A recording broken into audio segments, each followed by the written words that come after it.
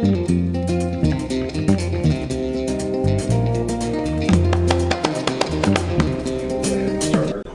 first question goes to Jake Brady.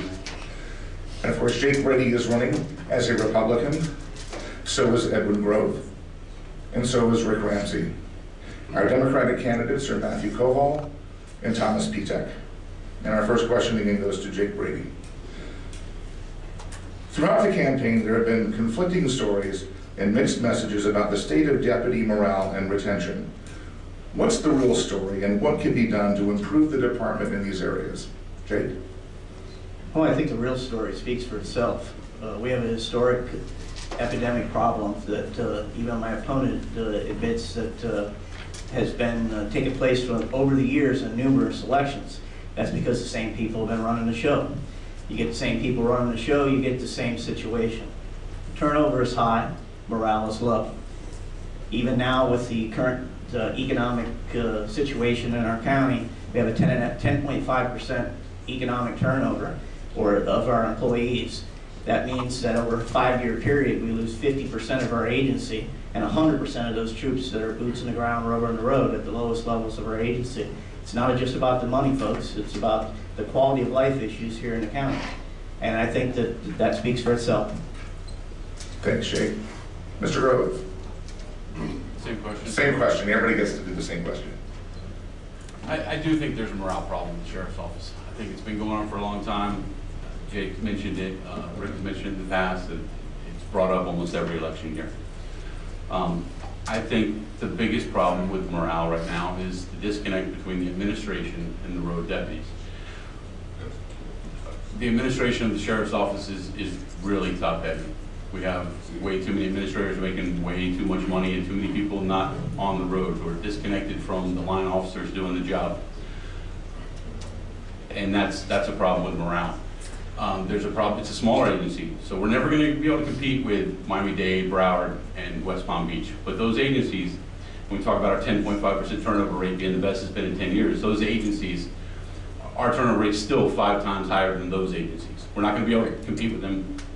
Thanks. Mr. Ramsey. Okay, thank you. I do not think that there is a morale problem, and I said before, 25 years ago in the Sheriff's Office, every 4 years election, it's the same message.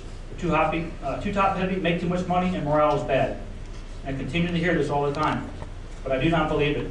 Retention is directly correlated to morale. Our retention is best it's been in more than a decade. We're at 10.5%, and that includes people who leave, retire, and now state average is 9%. But the reality is, I'm endorsed by the Teamsters, which are half our deputies. The majority of the agency is with me. If they weren't happy, if the morale was bad, they wouldn't support me. They wouldn't be behind me. They would be against me, looking for change. Mr. Koval. Yes, I believe there is a morale problem. And the reasons that there are is that the officers are not working in a safe environment. A lot of the officers I know don't feel comfortable coming to work. They're not treated fairly, and they're looking for jobs other places. Most of the officers that I've talked to, they have applications out other places, and the only reason they haven't left is that because the economy the way it is, people aren't hiring. But we do lose them a little bit at a time. If the economy improved, you would see a lot of people leaving. But the ways to improve that is to make a safer environment for the officers where they want to come to work, they're treated professionally, and if we get that, they'll treat the public better, and that's the way we can do that. So we just need to treat them better and fairly and make a safe environment for them. Thank you. Thank you. And Mr. Pitek. I don't believe, I know there's a morale problem. We've been stuck in the same mode basically for the last 15 years.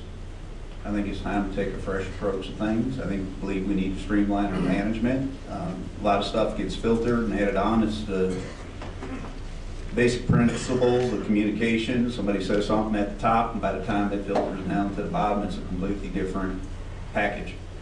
I think we need to emphasize when our people do well. I think we need to praise them for it. We seem to be quick to discipline them when they're not, when they do something wrong. And I think right now the state of the economy is our friend. It's keeping deputies here from going elsewhere that get paid better, get treated better. and feel like they're working for a real law enforcement agency. I think part of, Thank you, Ryan. But through the luck of the draw, you will be the first person to answer the next question. Sheriff Bob Perry was pleading the case for deputy raises in front of the county commission. In light of the still ongoing financial downturn, is now the time to ask for raises for any taxpayer-financed jobs? Why or why not? I think we took a fresher look at our administration and the sheriff's office as a whole. The upper administration accounts for almost $1 million of the sheriff's budget. There's several administrative people making more money than the sheriff himself. That needs to be addressed. I think our chain of command has gotten huge and enormous, and it's not proportionate to the type of agency that we're working. And people are trying to hold on here. You know, you got windstorm going up, cost of living going up, and they're trying to do the best they can with what money they have. Thank you. Mr. Brady, same question. Well, the reality of it is one of my opponents bragged about how much money he gave back last year to the tune of about $1 million that's already built into the budget and expected to be given back, and then turn around this year and ask for $1.5 million for salary raises that could have and should have been given last year under last year's budget. I think to answer the question, the answer is no. The raises should be given. However, the money shouldn't be asked for over and above what is currently in our budget. The county commissions approve a budget. They don't tell the sheriff how to spend it. I agree with what my other opponent said, is basically we can do with what we have within the budget and make cuts where necessary to make do with the citizens. Thank you. Mr. Grove. Absolutely not. I don't think it's necessary. I don't think we should put the burden to finance these raises on our taxpayers, on our county commission. We can make the cuts that need to be made. We can make the hard choices, the tough decisions in our administration, trim the fat, and come up with that money within the current existing budget. We in no way should ask for an increase to support raises. I agree with my other opponents also that the deputies do deserve raises. In 2011, the administration gave themselves a 5% raise. So yes, the deputies do deserve raises, but we could finance that internally through trimming the fat in our own agency and not putting the burden on our taxpayers. Mr. Ramsey. 2011, all employees got raises. Now, the sheriff is contractually bound to ask for a raise as part of a 3-year collective bargaining agreement with the unions. So he's complying with that contract agreement we have with them. I do think the deputies deserve a raise. We're trying to get parity with the county firefighters. The firefighters in Monmouth County make less than our patrol deputies on the streets. We, the administration, believe our deputies should be making the same money as the firefighter paramedics on the street in their parity. We've been working towards parity and trying to get that there. The deputies have got raises the last 3 years in a row. The administration had gotten a raise last year, the first raise in 4 years. Thank you. And Mr. Gilmore. I don't think we should ask for more. I think we should work with what we have. And last year, he says that every deputy got a raise. I actually did not. There were a small group of deputies that did not get raises, and I was one of those. But I do think that we should work with the budget that we have, and I believe we can find the money within the budget. Thank you very much. Our next question, the first responder will be Rick Ramsey. All candidates for the sheriff have on-the-job experience, albeit at different levels and positions within the Monroe County Sheriff's Office. What has your experience shown you the best ways to improve the sheriff's office? Well, I've got a diverse amount of experience in the sheriff's office, working every area, every unit, from patrol, corrections, investigations, training. I'm the most diverse person in that agency. We've been working hard and want to continue to work hard with technology. As Matt said earlier, technology is the way of the future. We've been real progressive with technology, between patrol cars, in-car computers. We do almost everything on board now. We're about 95% paperless. That's been one thing we worked on, is being green, being more technology oriented, keeping up with the times. That's going to continue to be a problem with us, is trying to keep up with the technology, which is so expensive and everlasting, changing day by day. You buy it new today, it seems like tomorrow it's old, you have to get something else, and it's very expensive to keep up with that technology. Thank you. Mr. Coble. Can I repeat the question? Sure.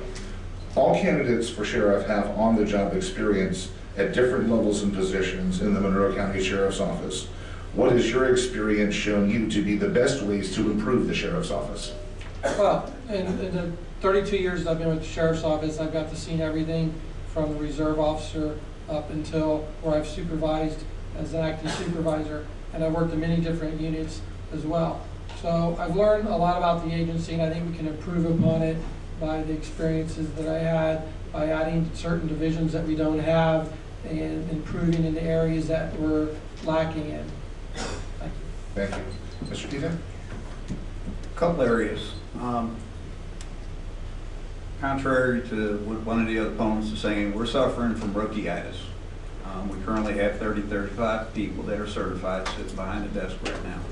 I'd like to move them back to the street where their experience can be shared with the younger deputies, make them better deputies, take some of that rough off of them. And another key ingredient to making the sheriff's office a more successful organization is to go back to a grassroots community policing. It's a partnership with the community's help to address the issues in each part of the county and to improve relations within the community. Thank you. Mr. Brady? Well, my experience, life skill experience as a former Marine, as a family man, college education, all of that tells me the most important aspect of running the sheriff's office is treating the members of the sheriff's office like family and as family, and the citizens of this community. If we treat our deputies like family, that family will take care of your family.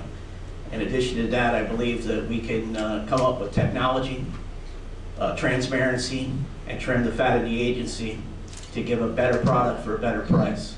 I believe I'm the person to do that. I believe that the totality of my life skill experience will bring that to the table, because I worked side by side, elbow to elbow with these troops, boots in the ground, for the last 22 years. Thank you. Mr. Grover? I know I'm the only candidate up here that's worked at other agencies. Worked for state agencies, the Department of Corrections, worked for a small municipal police department in Dade County, worked here at the sheriff's office, and I work currently at the state attorney's office. What I think I bring to the table in the variety of different experiences I have is I've seen how other agencies deal with the problems that we've been attempting to deal with for a long time.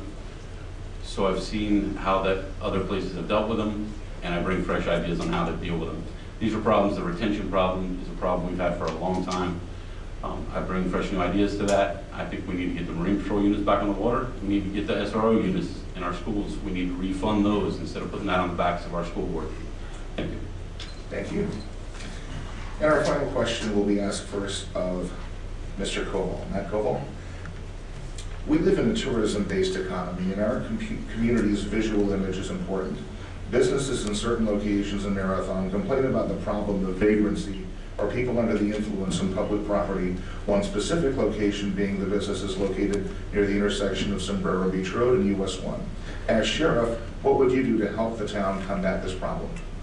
Well, I would educate the public on things that we can and cannot do. Sometimes we're bound by the law on what we can do, but I would try to also clean up the area and make it where they would not want to hang out. A lot of times they're hanging out in those areas because there's benches, there's shaded areas, there's a lot of people that might get money or food from. So I would try to make the environment where they're hanging out less desirable, and also educate the people, and maybe even try to put video cameras in the area to help us enforce the laws that are being violated that we might not witness, that we need to witness before we can take action. Thank you. Mr. Pizak? In the city of Marathon, you're bound by the city council. One of the areas, because I worked up here for a while and dealing with the vagrants while I was doing the civil process, we need to get an open container ordinance passed. We need to be able to address it so Marathon is a community where tourism would flourish. Under the current circumstances, the way the city's going right now, you're going to continue to have the problem until you come up with something that's got some teeth in it that we can help clean up the streets and make Marathon more appealing. Thank you. Mr. Brady? Well, I believe in part that I agree with candidate Petek, but I'm the only candidate up here for the last 24 years that's been dealing with that problem every single night. And I can tell you that it comes up to a contractual issue kind of between ourselves, the law enforcement officers, and the vagrants or residentially challenged. And it basically comes down to out of sight, out of mind, we're kind. If not, then there's other ways to skin a cat, okay? And it works. The reality of it is making the area less desirable is great, but agreeing with the P-TEC, if you don't come up with something with some more teeth in it, it's a revolving door. We need to come up with solutions for the homeless and a place for them to hang out without being harassed and then stay there. Thanks. Mr. Grove? Well, I think one of the issues is, I guess it would be a city ordinance issue. The Sheriff's Office has a contract to provide services to Marathon. The captain is here in the audience today. The captain, all the officers, deputies that work for him, Sergeant Brady, in my experience when I was here working Marathon, they have a pretty good handle of what's going on in the community. A lot of these officers have been here a while. They know what's going on, and they know most of the vagrants. I think the city council can get and work with the captain, and I think the captain, I wouldn't be surprised if shortly after this session here it's worked out. Thank you very much. Mr. Ramsey? Well, when this issue first came up, I talked to the city council and I asked the city not to put that location on 55th Street, right in the heart of Marathon. I thought it was, when they do build it, they will come, and what I thought would happen did happen. But I think I would look to move that JGT bus location to someplace where it's not so visible, not so much in the public light. County ordinances and city ordinances, you have to be careful. We don't want to criminalize being homeless. And same token, we don't want to turn it into arresting the homeless and having them in jail all the time. Like Key West, we've got people arrested over 100 times. It's a revolving door and it affects the taxpayers from the jail when the homeless come in with a lot of medical problems. We should work with SHOW, churches, some other locations, and people to try to see if we can help find jobs, stabilize people that want to get stabilization. Thank you very much. And that was our final question, and we will go ahead and now start with Jake Brady for your 30-second closing statement. Well, folks, I tell you that I'm not a shirt and tie guy. I'm a regular guy. I'm up here representing the working class, not the wealthy or the well-connected. I'm the only candidate in the race who's self-financed. I'm the only candidate in the race who's offered to do more for less. I'm the only candidate in the race who's going to keep my salary at the same salary effectively that it is not today and give the rest away. I'm the only candidate here that speaks for the common man and is going to work hard to get rid of the BUBBA system and law enforcement and the keys. Thank you. Bill Grove. My stance has always been the Sheriff's Office does a good job in the county. We can do better. We can take it to the next step. We can continue on from where they've been. The people that run the Sheriff's Office now have been doing it for a long time. They failed to address certain problems. We have solutions for those problems, and we're going to fix them. I want to be your next sheriff. Thank you. Rick Ramsey. I say crime is down, deputy retention is up. The sheriff's budget's at 2006 levels. We've had 9 perfect audits, counting for every penny of your tax dollar money. On the sheriff, I'm going to continue to ensure that this is a transparent agency. We're fiscally responsible, we're adhesive to your needs, we're community oriented. And make sure the deputies have all the training they need. And make sure the deputies go out there, are proactive in their policing, part of the community, and working forward to make this a better place. I'm Rick Ramsey. I'm committed to the keys. I'm committed to you. Vote Rick Ramsey for sheriff. Thank you. Thanks, Rick. Matthew Koval. Hi, I lived in Monroe County my entire life. I've attended Florida International University, where I have an Associate's in Criminology and a Bachelor's in Criminal Justice. I am the only candidate with a college degree.